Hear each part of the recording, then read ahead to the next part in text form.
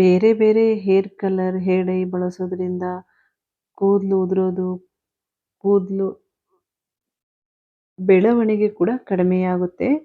ಈ ಥರ ಒಂದ್ಸರಿ ಕಲರ್ ರೆಡಿ ಮಾಡಿ ನೋಡಿ. ಯಾವುದೇ ಸೈಡ್ ಎಫೆಕ್ಟ್ ಆಗೋದಿಲ್ಲ. Welcome back to my channel. ಇವಾಗ ಯಾವ ಥರ ರೆಡಿ ಮಾಡೋದು ಅಂತ ನೋಡೋಣ.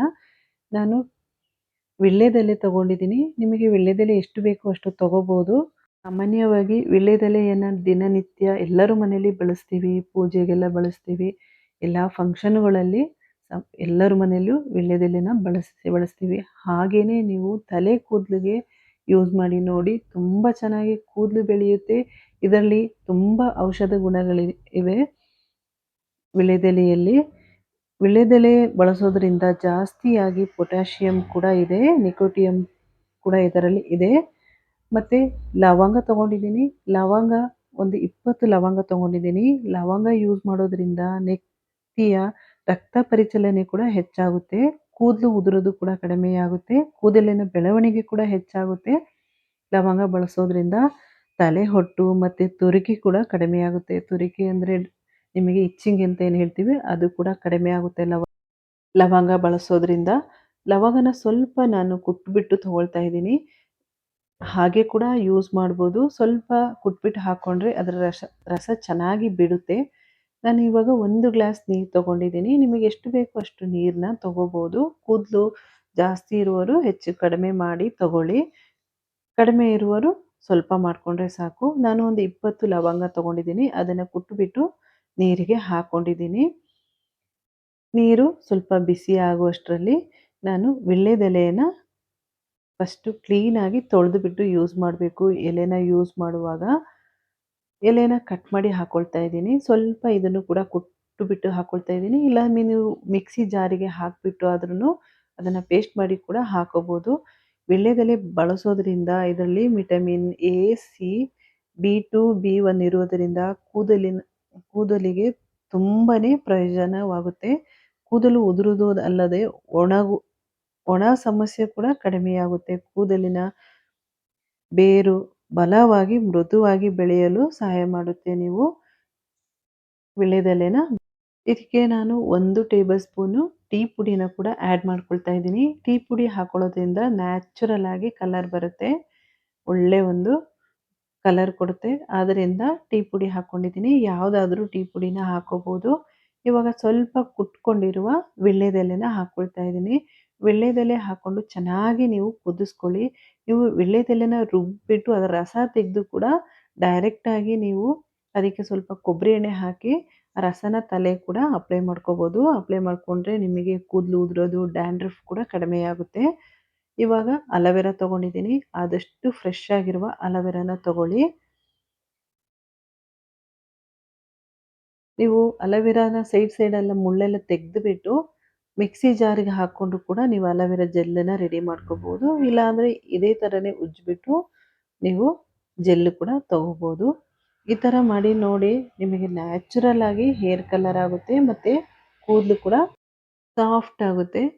ಕೂದಲು ಉದುರೋದು ಕೂಡ ಕಡಿಮೆ ಆಗುತ್ತೆ ಈ ಥರ ಮಾಡಿ ಹಾಕೊಳ್ಳೋದ್ರಿಂದ. ನಾವು ಸಾಮಾನ್ಯವಾಗಿ ಹಾಗೆಯೇ ಮೆಹಂದಿ, ಇಂಡಿಗೋ ಪೌಡ್ರನ್ನೆಲ್ಲ ಬಳಸೋದ್ರಿಂದ ಹೇರ್ ಫಾಲ್ ಆಗೋ ಚಾನ್ಸಸ್ ಇರುತ್ತೆ. ಈ ಥರ ಮಾಡಿ ನೋಡಿ, ನಿಮಗೆ ಹೇರ್ ಫಾಲ್ ಅನ್ನೋದು ಕಡಿಮೆ ಆಗ್ತಾ ಬರುತ್ತೆ. ನ್ಯಾಚುರಲ್ ಆಗಿ ಕೂದಲು ಕೂಡ ಬೆಳೆಯುತ್ತೆ. ನೋಡಿ, ಇವಾಗ ಚೆನ್ನಾಗಿ ಇದನ್ನು ಕುದಿಸ್ಕೊಳ್ತಾ ಇದ್ದೀನಿ. ಚೆನ್ನಾಗಿ ಕುದಿಬೇಕು. ಒಂದು 10 ನಿಮಿಷ ಆದ್ರೂ ಚೆನ್ನಾಗಿ ಕುದಿಬೇಕು. ಅದರ ರಸ ಎಲ್ಲ ಚೆನ್ನಾಗಿ ಬಿಡಬೇಕು. ನೋಡ್ತಾ ಇರ್ಬೋದು ಇವಾಗ ಕಲರ್ ಕೂಡ ಎಷ್ಟು ಡಾರ್ಕ್ ಆಗಿ ಕಾಣ್ತಾ ಇದೆ ಅಂತ. ಇದನ್ನು ಒಂದು ಪಾತ್ರೆಗೆ ನಾನು ಫಿಲ್ಟ್ರ್ ಮಾಡ್ಕೊಂಡಿದ್ದೀನಿ. ಫಿಲ್ಟ್ರ್ ಮಾಡ್ಕೊಂಡು ಆದಮೇಲೆ ಅದೇ ಬಾಣಲೆಗೆ ನಾನು ನೀರನ್ನು ಹಾಕ್ಕೊಳ್ತಾ ಇದ್ದೀನಿ. ತುಂಬ ಚೆನ್ನಾಗಿ ಕಲರ್ ಆಗುತ್ತೆ ಮತ್ತು ಕೂದಲು ಸಾಫ್ಟ್ ಆಗುತ್ತೆ ಈ ಥರ ಮಾಡಿ ಹಾಕ್ಕೊಳ್ಳೋದ್ರಿಂದ. ಇವಾಗ ಕಾಫಿ ಪುಡಿ ಹಾಕ್ಕೊಳ್ತಾ ಇದ್ದೀನಿ. ಇನ್ಸ್ಟೆಂಟ್ ಕಾಫಿ ಪುಡಿ. ಕಾಫಿ ಪುಡಿ ಆಪ್ಷನಲ್ಲು, ನೀವು ಬೇಕು ಅಂದರೆ ಹಾಕ್ಕೊಳ್ಳಿ, ಇಲ್ಲಾಂದರೆ ಸ್ಕಿಪ್ ಮಾಡ್ಕೊಳ್ಳಿ. ಕಾಫಿ ಪುಡಿ ಹಾಕ್ಕೊಳ್ಳೋದ್ರಿಂದ ಕೂಡ ನ್ಯಾಚುರಲ್ ಆಗಿ ಒಳ್ಳೆ ಒಂದು ಶೈನಿಂಗ್ ಕೊಡುತ್ತೆ ಕೂದಲು. ಅದರಿಂದ ಕಾಫಿ ಪುಡಿ ಹಾಕ್ಕೊಂಡಿದ್ದೀನಿ. ಇದಕ್ಕೆ ನಾನು ಮೆಹಂದಿ ಪುಡಿನ ಸೇರಿಸ್ಕೊಳ್ತಾ ಇದ್ದೀನಿ. ಸ್ಟವ್ ಆಫ್ ಮಾಡ್ಕೊಂಡಿದ್ದೀನಿ. ಸ್ಟವ್ ಆಫ್ ಮಾಡಿಕೊಂಡೇ ಯೂಸ್ ಮಾಡ್ಕೊಳ್ಳಿ. ಮೆಹಂದಿ ಪುಡಿ ಅಷ್ಟೇ, ನಿಮಗೆ ಎಷ್ಟು ಬೇಕೋ ಅಷ್ಟನ್ನು ಹಾಕೋಬೋದು. ಜಾಸ್ತಿ ಬೇಕು ಅಂದರೆ ಹೆಚ್ಚು ಕಡಿಮೆ ಮಾಡಿ ಹಾಕ್ಕೊಳ್ಳಿ. ಕೂದಲು ಜಾಸ್ತಿ ಇರೋರು ಜಾಸ್ತಿ ಮಾಡ್ಕೋಬೋದು, ಕಡಿಮೆ ಇರೋರು ಕಡಿಮೆ ಹಾಕ್ಕೊಳ್ಳಿ. ಕೂದಲು ಇವಾಗ ವೈಟು ಕೂದಲು ಜಾಸ್ತಿ ಇದ್ದರೆ ಸ್ವಲ್ಪ ಜಾಸ್ತಿಯಾಗಿ ಮಾಡ್ಕೊಳ್ಳಿ. ಇಲ್ಲಾಂದರೆ ಸ್ವಲ್ಪ ಇದೆ ಸ್ವಲ್ಪ ಮಾಡಿಕೊಂಡ್ರೆ ಸಾಕು. ನಾನೇನು ತೋರಿಸ್ತಾ ಇದ್ದೀನಿ ಅಷ್ಟು ಮಾಡಿಕೊಂಡ್ರು ಕೂಡ ಸಾಕು. ಇವಾಗ ಅಲೋವೆರಾ ಜೆಲ್ಲನ್ನ ಹಾಕ್ಕೊಳ್ತಾ ಇದ್ದೀನಿ. ಅಲೋವೆರಾ ಜೆಲ್ಲನ್ನ ನೀವು ಮಿಕ್ಸಿ ಜಾರಿಗೆ ಹಾಕ್ಕೊಂಡು ಕೂಡ ಮಾಡ್ಕೋಬೋದು. ಜೆಲ್ಲನ್ನ ರೆಡಿ ಮಾಡ್ಕೋಬೋದು, ಇಲ್ಲ ಹೀಗೇನು ಕೂಡ ಮಾಡಿ ಹಾಕೋಬೋದು. ಅಲೋವೆರಾ ಹಾಕೊಳ್ಳೋದ್ರಿಂದನೂ ಅಷ್ಟೇ ಕೂದಲು ಸಾಫ್ಟ್ ಆಗುತ್ತೆ, ಒಳ್ಳೆ ಸಿಲ್ಕಿ ಹೇರ್ ಥರ ಆಗುತ್ತೆ. ಹಾಕ್ತಾ ಬಂದರೆ ನೀವು ಆದಷ್ಟು ನ್ಯಾಚುರಲ್ ಆಗಿರುವಂತಹ ಅಲೋವೆರಾನ ಬೆಳೆಸಿ. ಅಲೋವೆರಾ ಇಲ್ಲ ಅಂದರೆ ಜೆಲ್ ಕೂಡ ಯೂಸ್ ಮಾಡ್ಬೋದು. ನೋಡಿ ಇವಾಗ ಚೆನ್ನಾಗಿ ಮಿಕ್ಸ್ ಮಾಡ್ಕೋಬೇಕು. ನಾನು ಸ್ಟವ್ ಆಫ್ ಮಾಡ್ಕೊಂಡಿದ್ದೀನಿ, ಕುದಿಸ್ಕೊಳ್ತಾ ಇಲ್ಲ, ಹಾಗೇನೆ ಮಾಡ್ಕೊಳ್ತಾ ಇದ್ದೀನಿ. ಬಿಸಿ ಇದೆ ನೀರು, ಏನು ತೊಂದರೆ ಇಲ್ಲ. ಇವಾಗ ಸ್ವಲ್ಪ ತಣ್ಣಗಾದ್ಮೇಲೆ ಇಂಡಿಗೋ ಪೌಡ್ರನ್ನ ಬಳಸ್ತಾ ಇದ್ದೀನಿ. ಇಂಡಿಗೋ ಪೌಡ್ರು ನಾನು ಮೆಹಂದಿಗಿಂತ ಸ್ವಲ್ಪ ಜಾಸ್ತಿನೇ ತೊಗೊಂಡಿದ್ದೀನಿ. ಮೆಹಂದಿ ಸ್ವಲ್ಪ ಕಡಿಮೆ ಮಾಡ್ಕೊಂಡಿದ್ದೀನಿ, ಇಂಡಿಗೋ ಪೌಡ್ರನ್ನ ಜಾಸ್ತಿ ಹಾಕ್ಕೊಂಡಿದ್ದೀನಿ. ಇದು ಸ್ವಲ್ಪ ಬೆಚ್ಚಗಿರುವಾಗ ಇಂಡಿಗೋ ಪೌಡ್ರ್ ಹಾಕಿ ಮಿಕ್ಸ್ ಮಾಡ್ಕೊಳ್ಳಿ. ಮಿಕ್ಸ್ ಮಾಡಿಕೊಂಡು ಚೆನ್ನಾಗಿ ಮಿಕ್ಸ್ ಮಾಡ್ಕೋಬೇಕು, ಗಂಟು ಇರಬಾರ್ದು. ನೀಟಾಗಿ ತಿರುಗಿಸ್ಕೊಳ್ಳಿ, ಒಂದು ಗಂಟೆ ಇಲ್ದಾಗೆ ಮಿಕ್ಸ್ ಮಾಡ್ಕೋಬೇಕು. ಈ ಥರ ಒಂದ್ಸರಿ ಟ್ರೈ ಮಾಡಿ ನೋಡಿ, ನ್ಯಾಚುರಲ್ ಆಗಿ ಕಲರ್ ಆಗುತ್ತೆ. ಇವಾಗ ಚೆನ್ನಾಗಿ ಮಿಕ್ಸ್ ಮಾಡ್ಕೊಂಡಿದ್ದೀನಿ. 2 ಗಂಟೆ ಹಾಗೆ ಮುಚ್ಚಿಟ್ಕೊಳ್ತಾ ಇದ್ದೀನಿ.